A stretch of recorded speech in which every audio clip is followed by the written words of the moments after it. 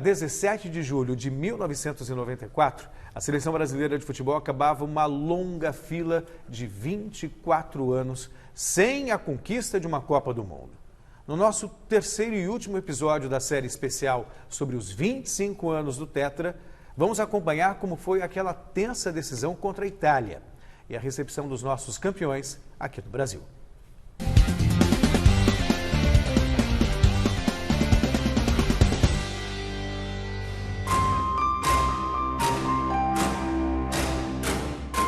O futebol italiano tem que ser respeitado sempre. Baggio, Baresi, Donadoni, que eu cheguei a trabalhar nos Estados Unidos com ele, que jogador maravilhoso, mano. Bom, e outros jogadores, Albertini, Maldini, era um timaço, mano. 2 camisas de muito peso numa final. Então, foi um jogo difícil? Foi. Porque se você errar, você não está perdendo um jogo, você está perdendo a Copa, mano. E nós vimos há 24 anos sem ganhar, não podíamos errar. E jogaram respeitando o Brasil. Tem umas fotos aí que a gente usa como estudo tático. Era sempre 10 jogadores atrás da linha da bola. É complicado, mano. Não pode ir para o suicídio, mano. Pela qualidade das equipes, se defender e tal. Por isso não foi um jogo de muitas chances, mano. A final contra a Itália, eu achei até que o Brasil poderia ter jogado melhor. Acho que nós jogamos mal. Não jogamos, fizemos uma grande partida na final. Diferente das outras partidas anteriores, contra a Holanda, né, contra os Estados Unidos, foram partidas difíceis, mas o Brasil jogou bem.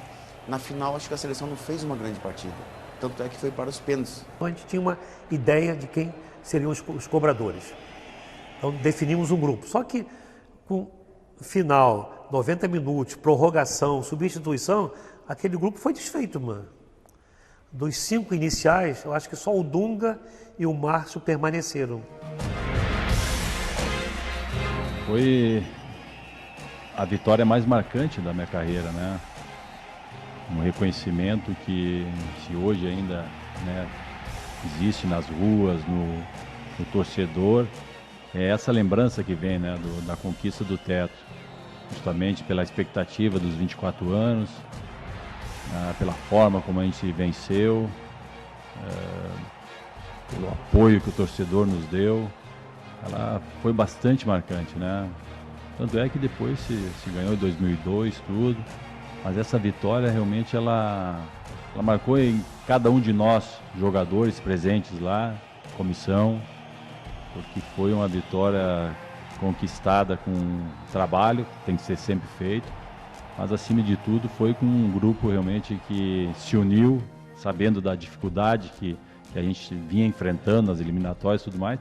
Então, essa vitória ela teve um contexto muito grande e por isso ela ficou marcante, né?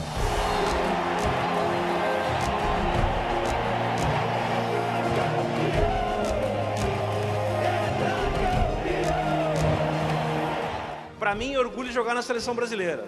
Independente se eu era capitão, se eu era reserva ou titular, representar o meu país. E aí eu tive muita sorte que o professor Parreira, a comissão técnica, me escolheu como capitão e eu pude erguer a taça. Muitas vezes eu olho hoje para ver se é verdade ou não.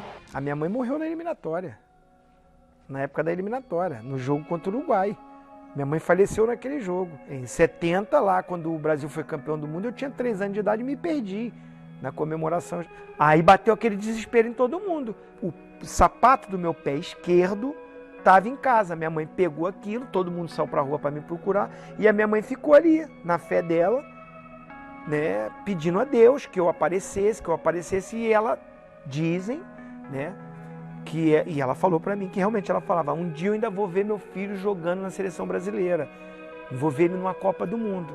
Então, cara, a Copa do Mundo para mim virou um prazer, um orgulho de uma mãe que, pô, me ajudou a minha história toda, que profetizou lá atrás, que acreditou e que, pô, ela estava comigo ali na Copa.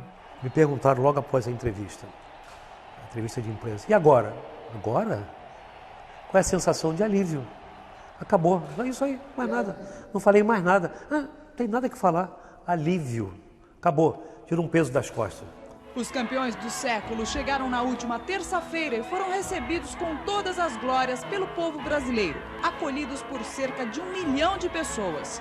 Eu só fui chorar quando nós chegamos aqui no Brasil, no avião, que o comandante falou, vou baixar o máximo que eu puder, foi em Recife, para vocês verem que tinha de gente lá embaixo. Então ele baixou, quando a gente viu aquela multidão, foi a primeira vez que eu chorei. O jogador Romário, o rei da Copa, repetindo o gesto de Recife e também de Brasília, com toda a força, meio corpo para fora do avião, ele agita a bandeira verde e amarela.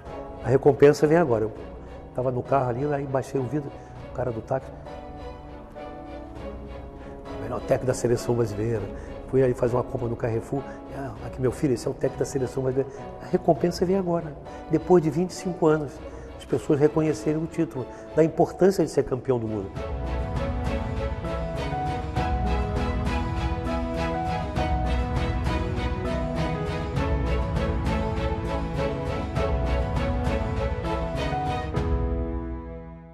Foi uma bela conquista e antes de passar a palavra para o Garrafa, para o Flávio Prado, também gostaríamos de parabenizar toda a equipe de produção, a equipe de reportagem, especialmente o Bruno Secom, a Amanda Silva, o Vinícius Acomani e também o Ricardo Garcia, por esse belíssimo trabalho que mostramos em 3 episódios, relembrando essa conquista que foi uma conquista histórica em 1994. O Brasil vivia um jejum de 24 anos sem um título mundial, o que acabou acontecendo nessa final contra a Itália. Garrafa e Flávio. Acho que hoje, em meio toda essa tecnologia, né, tudo é muito rápido, é foto aqui, você nem começa o programa, a gente já está entrando no ar através de redes sociais, e isso é super normal e faz parte da nossa vida, mas a história, ela fica para quem faz história, não é?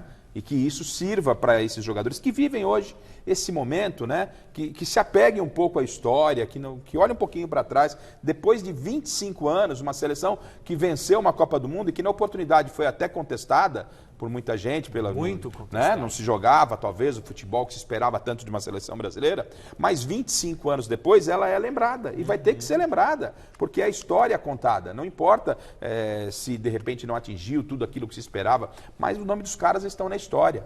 Então hoje, às vezes a gente pega as pessoas, campeões, né? A gente pega as pessoas por aí hoje envolvido muito em redes sociais, tal, e não esquece mesmo de fazer um papo. Hoje a gente ficou lá na redação, numa conversa lá, mas a gente estava interagindo. A gente estava interagindo. Conversa pra lá. Não é essa conversa, seu Flávio, o senhor não tinha chegado ainda. Eu acompanhei de ponta a ponta essa seleção. Alguns aspectos a serem colocados. Primeiro, não se desmerece título. Não, Quem claro ganhou, que não. ganhou. Agora, era uma seleção muito mala, muito chata. Opa. Os caras malas demais. A partir de 90, esse grupo é o grupo de 90, o relacionamento imprensa-torcedor, porque eu não tenho interesse em falar com o jogador. Nosso trabalho é passar aquilo que o cara fala para... intermediando isso, né? Então isso foi um marco que não tem nada a ver com... Mas é bom as pessoas saberem que a partir dali o narizinho dos jogadores empinou, a partir de 90. Antes era outro tipo de relacionamento. Há um outro aspecto a ser colocado, que foi o futebol feio que a seleção jogou e que passou para a gente, mal entendida na história, que o futebol bonito não podia ganhar. Porque 82 é uma seleção muito mais brilhante do que essa, infinitamente. Não venceu. Infinitamente, Foi perdeu eliminado. até para a própria Itália. Isso gerou aqui no Brasil essa filosofia hoje de futebol feio, defensivo, uma coisa horrorosa que a gente vê em campo. Então isso é um marco que tem que ser colocado. Agora, especificamente naquele momento, o Parreira fez um trabalho inteligente. Ele não poderia arriscar, ele tinha só aquela bola para fazer. E ele não tinha talentos, só tinha o Romário que fazia gol e tal, e não podia contar com o Romário, porque o Romário era irresponsável, levava a mulher para concentração e tal. Então ele usou o que ele tinha. Mas isso foi mal entendido, subentendeu-se que ele estava gerando um modelo de jogo que, infelizmente, muita gente usa até hoje. Esse não é o modelo de jogo do Brasil. O modelo de jogo é de 82, que, infelizmente, perdeu. Está na hora de virar o fio, né? São 25 anos de engano, nós estamos mostrando uma coisa que não é nossa e piorando a qualidade do nosso futebol.